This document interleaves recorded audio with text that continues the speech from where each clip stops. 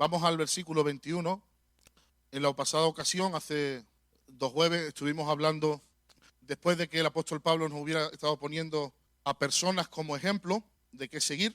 Luego nos habló de personas que son ejemplos de lo que no imitar, de lo que incluso debe ser vigilado para que sea corregido. ¿Para qué? Para que la obra que Dios está haciendo, que estaba haciendo en este caso la iglesia de Roma, no se viera mermada, no se viera impedida, no se viera estropeada. Entonces el apóstol Pablo, más que darnos nombres en esta parte, lo que nos dio son características y rasgos para que pudiéramos identificar a ese espíritu de división y las personas que funcionaban en él, para que pudiéramos identificarlas, señalarlas y ponernos al margen para que pudieran ser tratadas.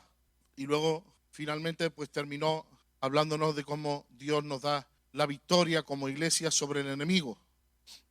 Y ahora vuelve a retomar los saludos, son unos últimos saludos que va a dar. Dice en el versículo 21, después de que en el 20 ha dicho: y el Dios de paz aplastará en breve a Satanás bajo vuestros pies, la gracia de nuestro Señor Jesucristo sea con vosotros. Parece que fuera un final ahí, ¿verdad? Parece que estuviera terminando ahí. Esta forma de decir, esta forma de terminar, la gracia de nuestro Señor Jesucristo sea con vosotros, es muy típica, la usa Pablo mucho. No es solamente una coletilla, igual que en el nombre de Jesús no es una coletilla. La gracia de nuestro Señor Jesucristo es lo que nos hace falta para ser salvos, lo que nos hace falta para caminar y lo que nos hace falta para llegar al final. Y ahora dice, manda unos saludos más, aunque estos son ya no saludando a personas, sino mandando saludos de personas. Y dice, os saluda a Timoteo. Me gusta Pablo, ¿no? Porque podía decir, la gracia del Señor Jesucristo sea con vosotros. Aquí Pablo, chao. ¿No? Pero Pablo dice, no, hombre, yo no estoy solo, yo no soy el único. Esta carta es un trabajo grupal, aquí hay gente que está conmigo, gente que me está ayudando, siempre huyendo del levantamiento personal, del showman, ¿no? Siempre huyendo de que es el único, siempre levantando a los demás, poniendo en valor el trabajo de los demás. Dice, os saludan Timoteo, mi colaborador, Lucio, Jasón y Sosípater, mis parientes. Yo, Tercio, que escribí la epístola, os saludo en el Señor. Os saluda Gayo, hospedador mío y de toda la iglesia.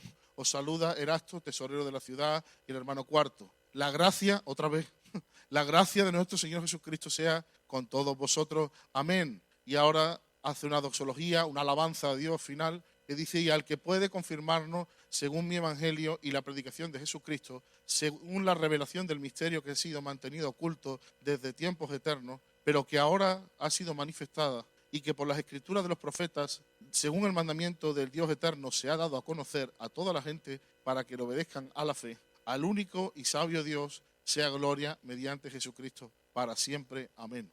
Volviendo arriba, en el versículo 21, vemos cómo menciona a Timoteo. Dice que es un colaborador suyo. Ahí colaborador significa alguien que trabaja con él, alguien que es como un compañero de trabajo. Y otros compatriotas, que en el sentido tiene posiblemente hace alusión a que eran judíos. Cuando habla de que eran parientes, que eran también judíos, ¿no? Vemos en el versículo 22 que el escriba, la persona que está escribiendo la carta, manda un saludo también, ¿verdad? Y llega al versículo 23, ya Pablo ahí ha puesto de manifiesto que Timoteo está con él, que tiene otros parientes de su nación con él, también pone de manifiesto el que está haciendo la labor de copista, y ahora manda un mensaje a un tal Gayo que tiene su propia historia y merece la pena verlo y estudiarlo, pero por tiempo no vamos a pararnos. Pero dice que Gayo es hospedador mío y de toda la iglesia. Bueno, lo de hospedador mío lo entiendo, lo de que hospeda a toda la iglesia, Gayo, que tienes una pensión y os vais turnando, ¿esto cómo va a ser? Bueno, en el contexto, y por lo que está hablando, dice, lo que tiene un sentido de que presta su casa para las reuniones, ¿vale? Presta su casa para la iglesia. Entonces, lo primero que vemos es que Pablo pone de manifiesto que alguien lo hospeda, pone en valor que alguien lo hospeda. Si lo hospeda a alguien es posiblemente porque en el lugar donde estaba no tenía una casa propia. No sé cuántas estrellas tendría la casa de Gayo, pero bueno, ahí lo hospeda.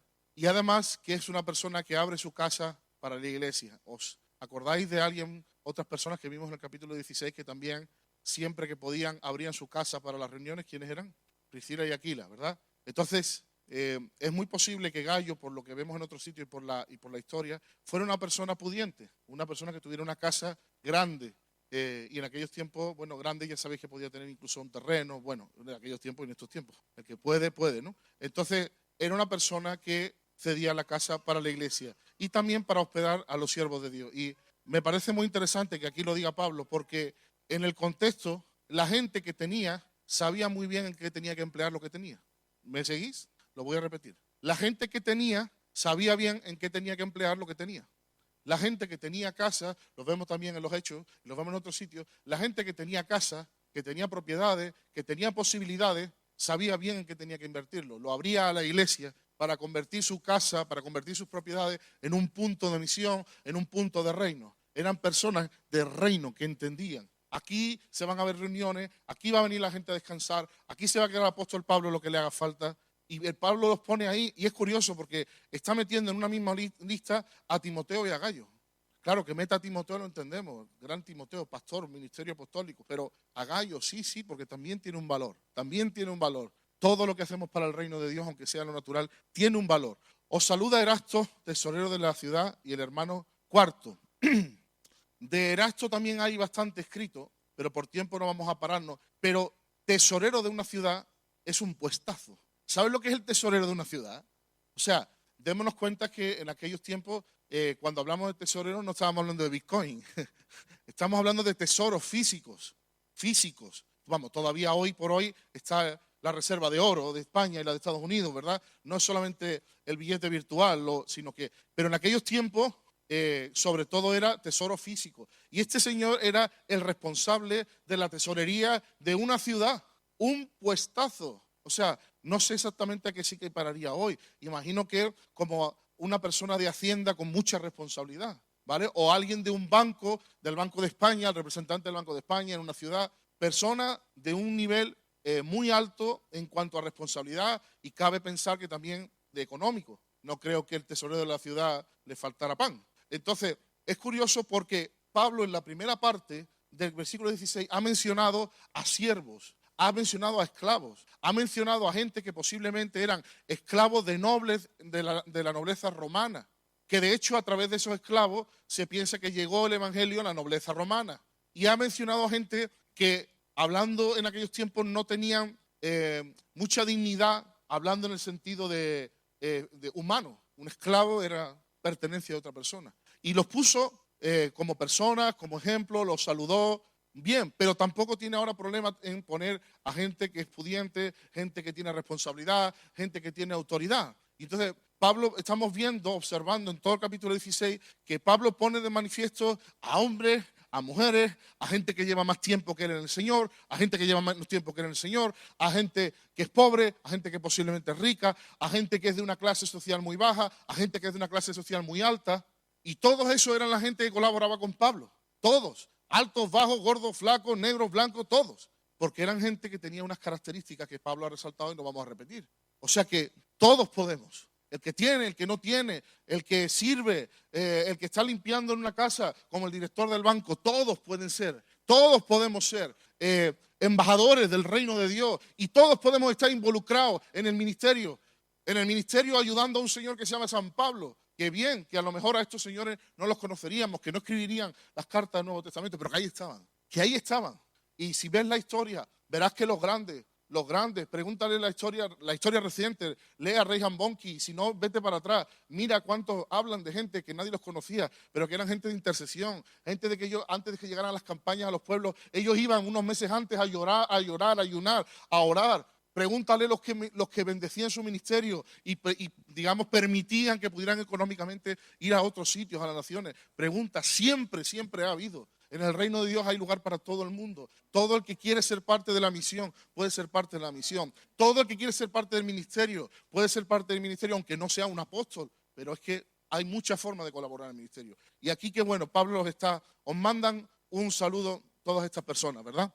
Y el hermano Cuarto, que no se dice mucho de él, hay quien dice que no está ni en el original, así que me imagino que serían, no sé, 4 hermanos y él era el cuarto. No sé, porque está ahí, en su casa lo conocerían.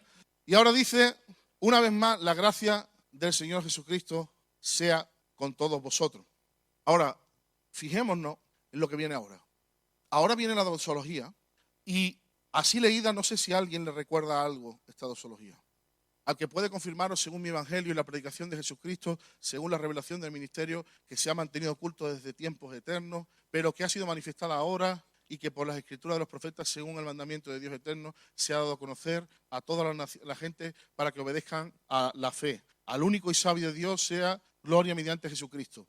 Hay gente que piensa que realmente la carta terminó cuando dice la gracia de nuestro Señor Jesucristo sea con todos vosotros y que la doxología iba después del 14. No importa, sea como sea, esta doxología tiene un paralelo muy fuerte y es muy interesante que esté aquí. ¿Con qué tiene el paralelo? Bueno, tiene el paralelo con los primeros versículos de la carta.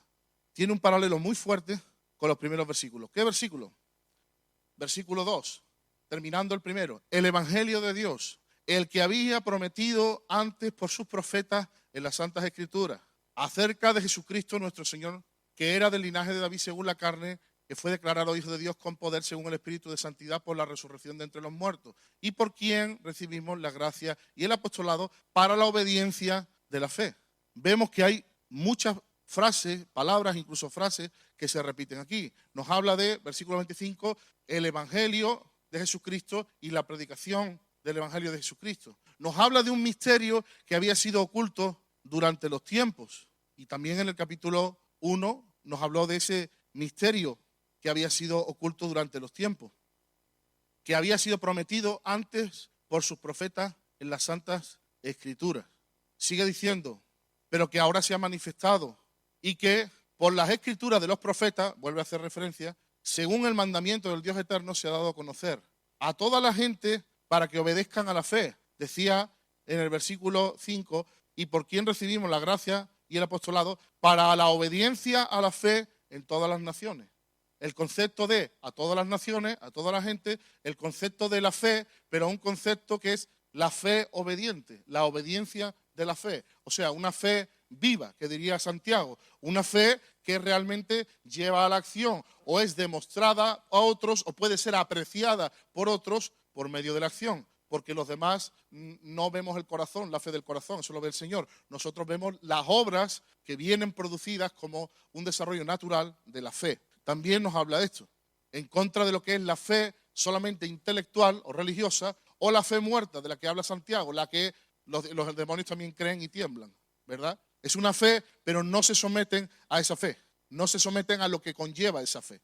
Entonces vemos que hay una relación clara entre lo que dijo desde el principio, versículo 1, después de justo presentarse y entrar en el Evangelio, empieza a hablar del Evangelio de Dios, de la obra de Cristo, de cómo algo que había estado ahí por un tiempo oculto, que había sido prometido, que está totalmente basado en la Escritura, que está totalmente basado en la ley, que ya la ley lo anticipó, que ya Moisés habló de ello, que los profetas hablaron de ello, pero que estaba ahí, que todo el mundo decía, viene algo, pero ¿cuándo llegará y cómo será? Y por fin, cuando llegó el momento, en el tiempo correcto, dice al final, bajo el mandato de Dios, cuando Dios dijo, ahora es el momento, se nos ha manifestado. Yo doy gloria a Dios que estoy de esta cara de la historia, de Jesús para adelante. Yo personalmente doy gloria a Dios de que me ha tocado vivir cuando este misterio ya se había revelado.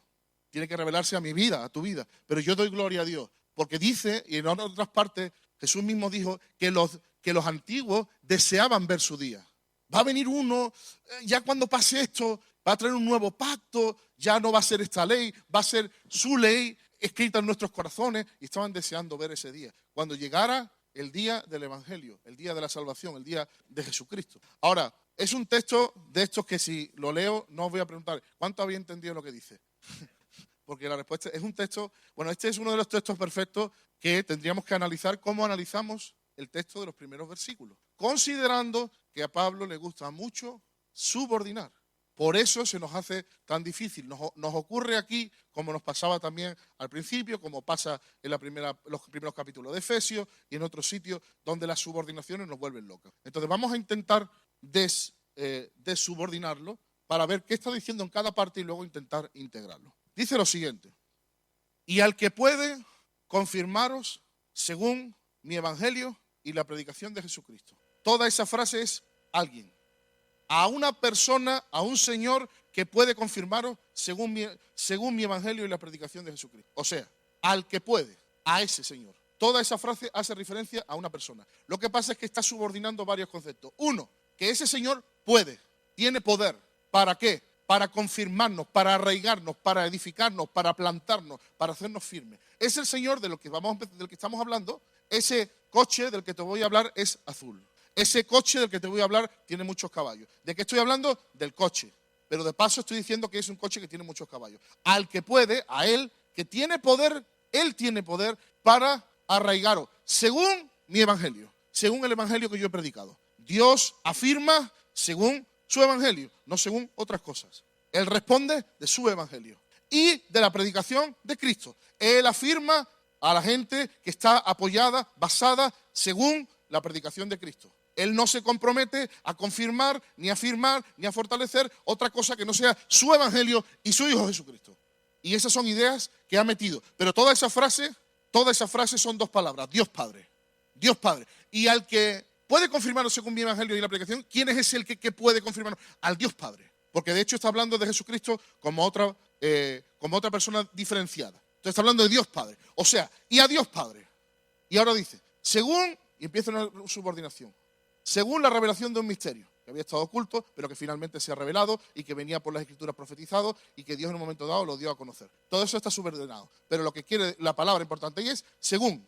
Vamos a parar en según. Ha hecho una subordinación. Dependiente de, según, para. No vamos a entrar en la subordinación. ¿Dónde termina la subordinación? En fe. Versículo 26.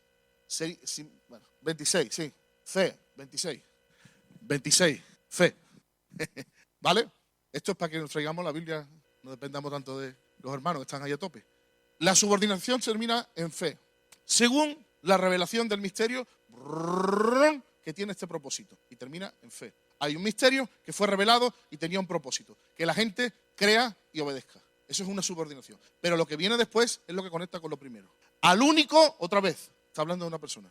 Y sabio Dios. O sea, lo que ha dicho hasta ahora, quitando la subordinación, es, y a Dios, al sabio Dios, y al Dios Padre, que es sabio, sea gloria mediante Jesucristo para siempre. Eso es la idea principal de ese texto. Y a Dios, el Padre, sea para siempre la gloria mediante Jesucristo.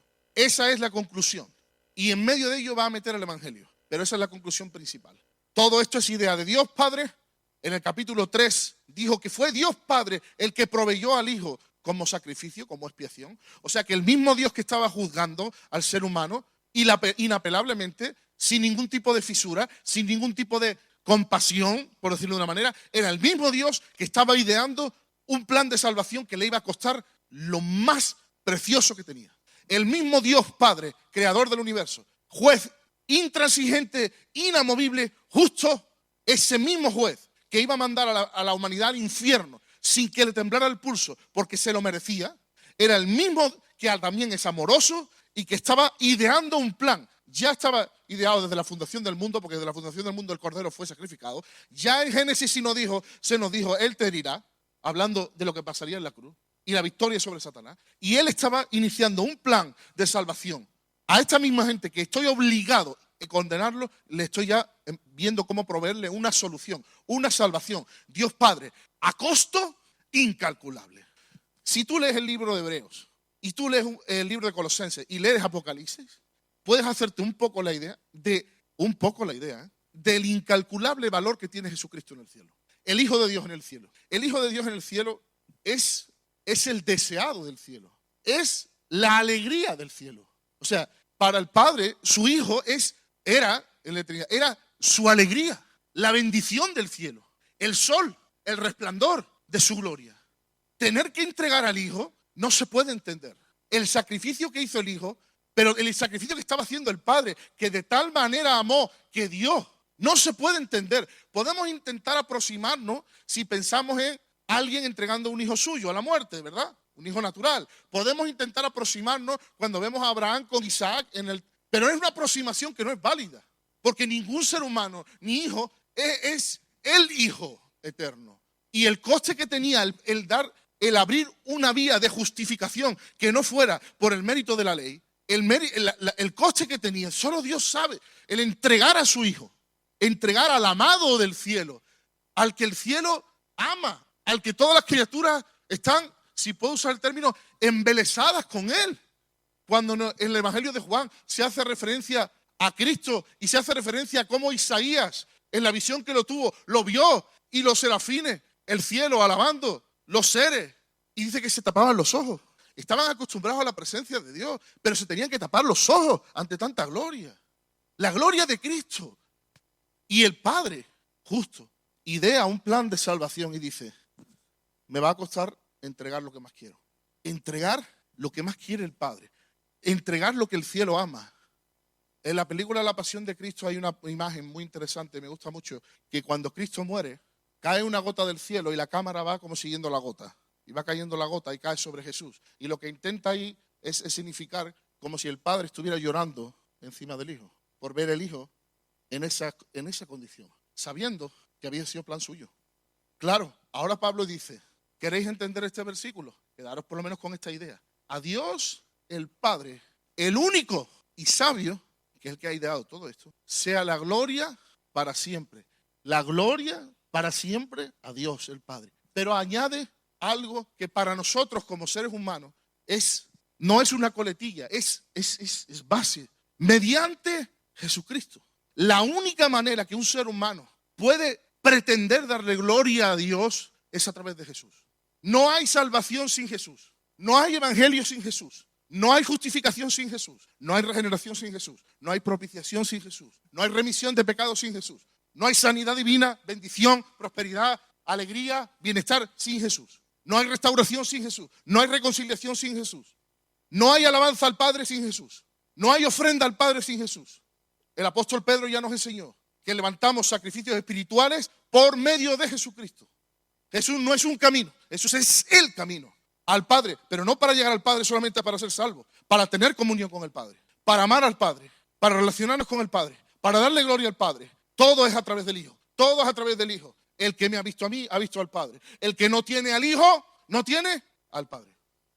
Y vuestro Padre os ama porque me habéis amado a mí. Mi Padre os ama porque me habéis amado a mí. Así que está poniendo una idea principal.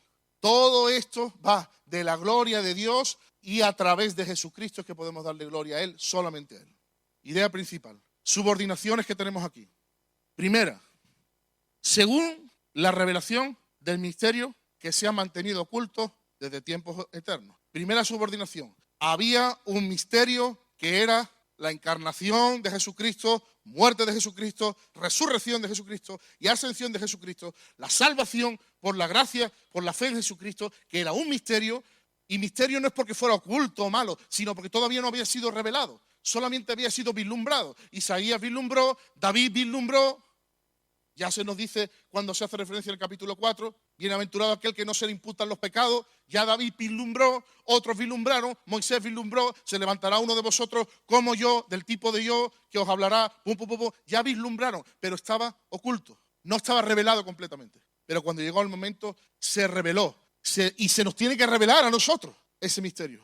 El misterio de que el paradigma nuevo, una nueva justicia, un nuevo sumo sacerdote, una nueva ley, un nuevo sacrificio, un nuevo mediador, un nuevo legislador, un nuevo pacto, algo que estaba solamente expresado en sombras, dice Hebreos en el Antiguo Testamento, que si el Cordero representaba, que si los lavamientos representaban, que si esto representaba, para que fuéramos pillando la idea, pero todo apuntaba al día de la revelación del misterio. Subordinación primero, había un misterio, ha sido revelado. Romanos, se os tiene que ser revelado. Sevillanos, se nos tiene que ser revelado. Ese misterio de lo que ha hecho Jesucristo por nosotros, la posición que Él nos ha comprado, nos ha hecho uno con Él. Ha puesto una naturaleza en mi vida, somos uno con Él. No solamente tenemos justicia, no solamente se nos ha declarado justos, sino que hemos sido hechos justicia de Dios. Él en nosotros, nosotros en Él somos justicia.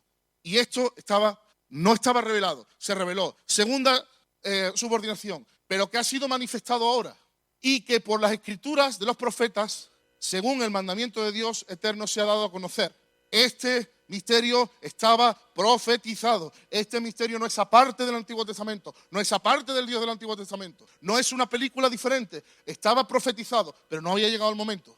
Pero tiene todo que ver, está validado, está reforzado. De hecho, no está validado. Las escrituras no validan a Jesús, Jesús valida las escrituras. El Viejo Testamento no solamente valida a Jesús, Jesús valida el Viejo Testamento. Piénsalo bien. El verbo valida al Antiguo Testamento. Ya en Corintios se nos habla incluso de que cuando el pueblo sale y va con la nube, ahí estaba Jesucristo, validando lo que estaba pasando y dándole un sentido profético a lo que estaba pasando al cruzar el Mar Rojo y al salir de Egipto. Ya estaba Jesucristo Ya estaba el Hijo de Dios, el Verbo, todavía no encarnado, pero ya estaba ahí, validando lo que pasaba. Y cuando llegan a conquistar y se presenta en esa teofanía el soldado y Josué se postra y le adora, ya está Jesucristo ahí, validando el Antiguo Testamento, validando las promesas, validando la conquista. El Hijo de Dios, validando todo lo que está pasando. Y cuando llega Isaías y tiene la visión y ve la gloria de Dios, está viendo la gloria del Hijo, está el Hijo validando. Y cuando vemos la visión de Daniel, capítulo 7, y ve al Hijo del Hombre, o un hijo de hombre, o un hombre sentado arriba, ahí está validando el Antiguo Testamento Jesucristo. Jesucristo no es la segunda parte, Jesucristo es toda la Biblia. El Hijo de Dios es toda la Biblia. El Hijo de Dios está en Génesis 1:1.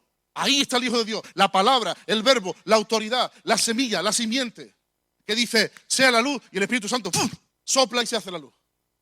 No, pero ¿qué pasó allí? Abraham, de aquí a un año vas a ver un hijo. Palabra de Dios, ¡fa!, la vida, ¡pa!, la simiente de Dios. De aquí a un año estarás sujetando un hijo. Jesús en todo, en toda la Escritura, que por todas las Escrituras, que por las Escrituras de los profetas, según el mandamiento de Dios eterno, cuando Él dijo que era el momento, se ha dado a conocer. ¿Qué se ha dado a conocer? Este misterio. Se ha dado a conocer a todas las gentes, frente a, antes que era el pueblo de Israel, a todas las gentes. El diseño de Dios, que era que el pueblo de Israel fuera bendición para todas las naciones, ahora se va a dar a conocer a todas las gentes. Primero Israel, por eso Jesús vino primero a los de la casa, y luego Jerusalén, Judea, Samaria, y hasta el último de la tierra. Esto es para todas las gentes, para todo el mundo, para que obedezcan a la fe, para que crean en el Señor Jesucristo y den el paso de fe. El paso de fe en un sentido es un paso de obediencia, porque es el paso de arrepentirse, de creer y de confesar. O sea, hay una rendición de la voluntad. Es por fe, pero es que cuando tú estás activando la fe, estás rindiendo tu propia voluntad. Por eso hay gente que cree, pero no cree. Cree mentalmente, incluso pueden estar de acuerdo contigo, pero luego no hay un paso de fe. No hay la obediencia a la fe. No hay sujetarse al Señor de Cristo. Por lo tanto, ¿qué es este evangelio y la proclamación de Jesucristo? Es decirle al mundo que el misterio que antes estaba encubierto, ahora se ha revelado. Que todos pueden acceder al Padre a través del Hijo. Míralo como lo dijo al principio de la carta. El evangelio de Dios que Él había prometido antes por sus profetas en las Santas Escrituras, acerca de su Hijo, nuestro Señor Jesucristo. El Hijo, el Kyrios y Jesús, el nombre de humano, y el Cristo, Mesías. Todo en una frase. Hijo, Kyrios, nombre humano y Mesías. La misma persona. El Hijo eterno, el Mesías prometido, el Hijo del hombre, el Hijo de Dios, el Señor. Que había sido prometido, que era el del linaje de David, según la carne, que fue declarado Hijo de Dios con poder, según el Espíritu de Santidad, por la resurrección. En la resurrección se levanta el primogénito de una nueva familia. En un sentido está naciendo, porque había muerto y ahora vuelve a la vida. En un sentido está naciendo. Y además, la persona que está naciendo es una persona que representa al ser humano bajo unos términos diferentes. Por eso, de los profetas del Antiguo Testamento, el más grande era Juan, pero no es más grande que el más pequeño en el reino de Dios. ¿Por qué? Porque en el reino de Dios, los hijos están basados en la obra de Cristo. Son del tipo de Cristo, para que Él sea el primogénito entre muchos hermanos. Y Hebreos dirá que no se avergüenza de llamarlos hermanos.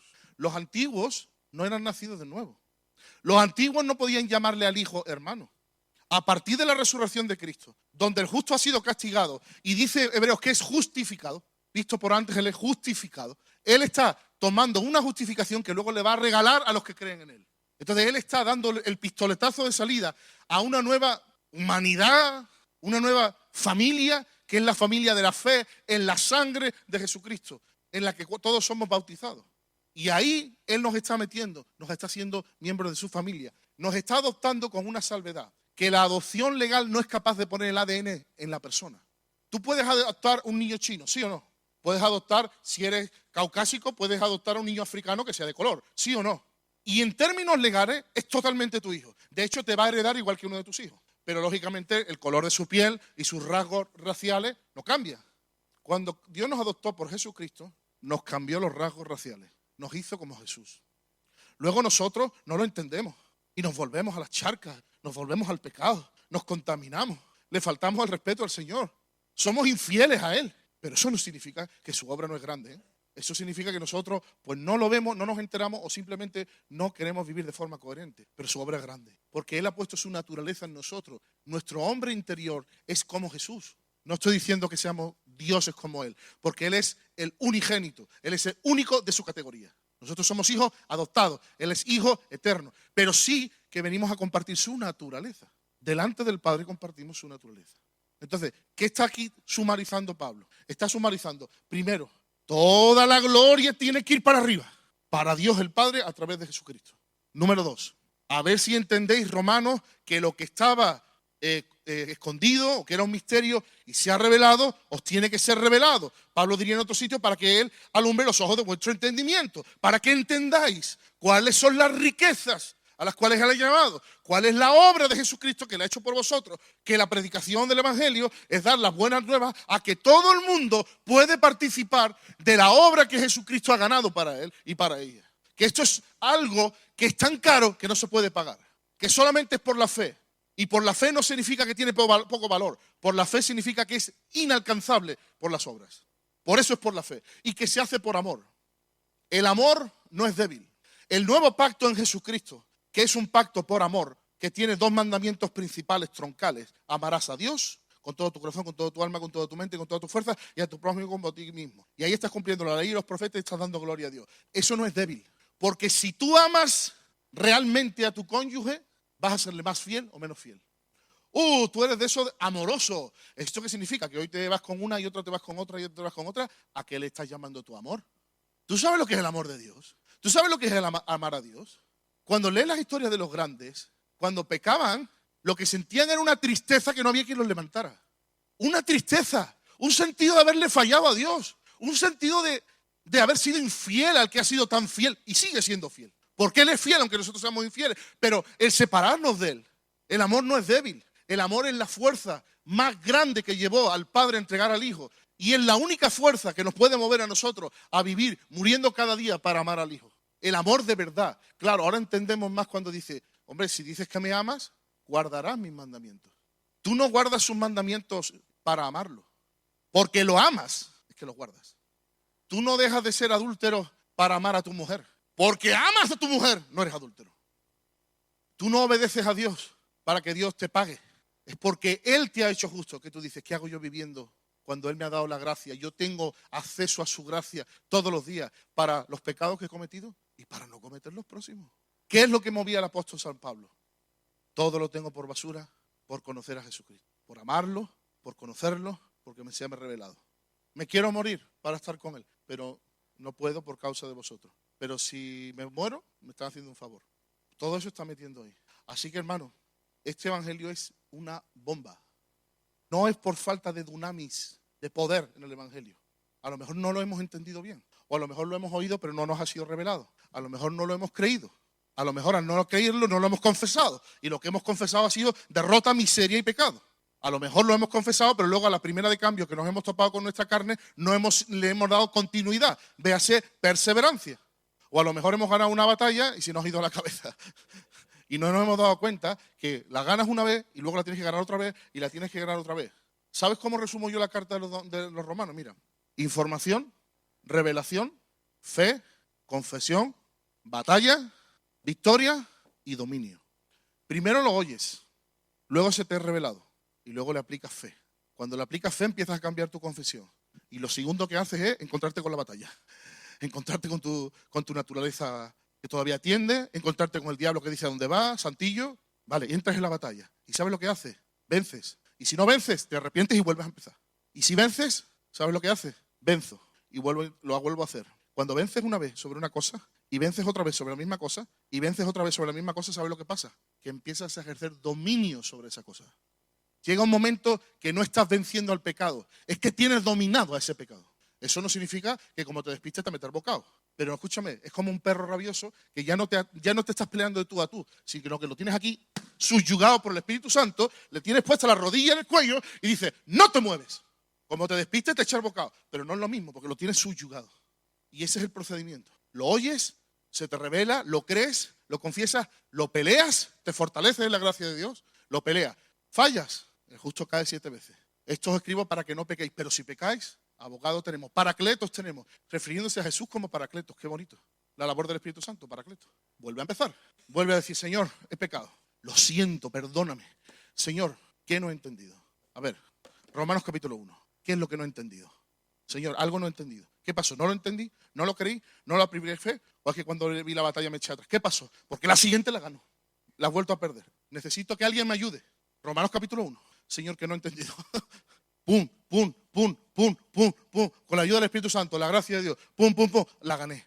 Gloria a Dios. ¡Wow! Ya soy un superhombre. No, he ganado esta. A ver la de mañana. La gané, la gané, la gané, la gané. Hermano, ¿cómo vas con la mentira? Hermano, gracias a Dios. Ahí estamos. Hermano, ¿cómo vas con el pecado sexual? Hermano, hace años. No me acuerdo cuándo fue la última vez que caí en eso. Gloria a Dios. Ten cuidado porque hay otros. Es la codicia, el orgullo y otras cosas. Pero ese, mira, como te despistes te vuelve a picar. Pero bueno, gracias a Dios, mira, lo tengo ahí. A por el siguiente. Cuando te des cuenta, Cristo está siendo formado en nosotros. Alguien te ve y dice, ¿quién es? Qué diferente está. ¿Cómo ha cambiado? Hermano, la gracia de Dios. Tú no sabes quién soy yo. La gracia de Dios.